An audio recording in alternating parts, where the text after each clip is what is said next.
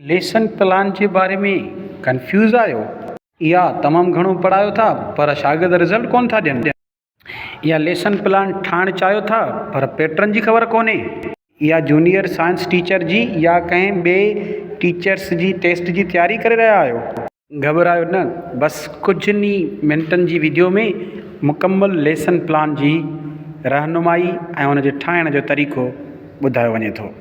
Lesson plan छा आहे? Lesson plan हिकु उस्ताद जो मुनज़्ज़म मंसूबो हूंदो आहे जेको वज़ाहत करे थो त छा पढ़ाइजे, कीअं पढ़ाइजे ऐं शागिर्दनि जो कीअं जाइज़ो वठिजे। लेसन प्लान जा कुझु अहम हिसा जेके असां हिते बयानु कयूं था, जेके बहितरीनु लेसन प्लान में शामिलु हुजणु घुरिजनि। लेसन प्लान जा उहे अहम हिसा हीअ आहिनि। पहिरियों आहे ऑब्जेक्टिव, ॿियो नंबर आहे एक्टिविटीज़ ऐं टियों नंबर आहे असेसमेंट। ऑब्जेक्टिव या एसेलोज़ इन में ॿुधायो वेंदो आहे त शागिर्द हिन सबक़ जे पढ़ण खां पोइ छा सिखंदा या छा जे करण जे क़ाबिल बणिजंदा।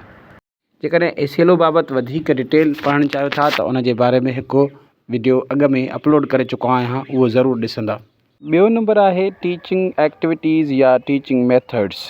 टीचिंग एक्टिविटीज़ या टीचिंग मेथड जो मतिलबु आहे त टीचर लेसन कीअं पढ़ाईंदो।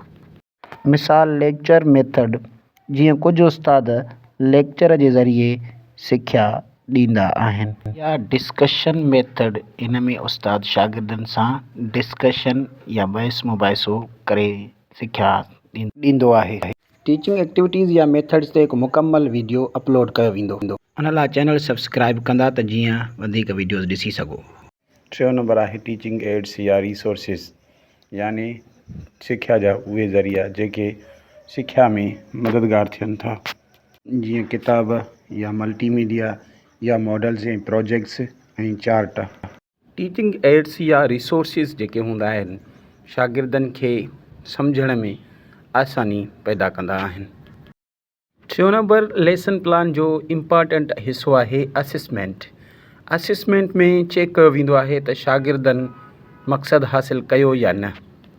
असेसमेंट करण जा कुझु अहम तरीक़ा MCQs, short questions, class discussions ऐं सवाल जवाब। हीअ आहे लेसन प्लान जो हिकिड़ो फॉर्मेट या मॉडल, जंहिंमें पहिरां लिखियलु आहे ग्रेड या क्लास 6, सब्जेक्ट साइंस, टॉपिक आहे सेल, ऐं इन में जेके एसेलोज़ आहिनि उहे ही आहिनि। पहिरियों एसेलो आहे students will define the cell term. ॿियो एसेलो आहे students will identify the parts of the cell. एसेलो आहे students will differentiate between the plant and animal sale.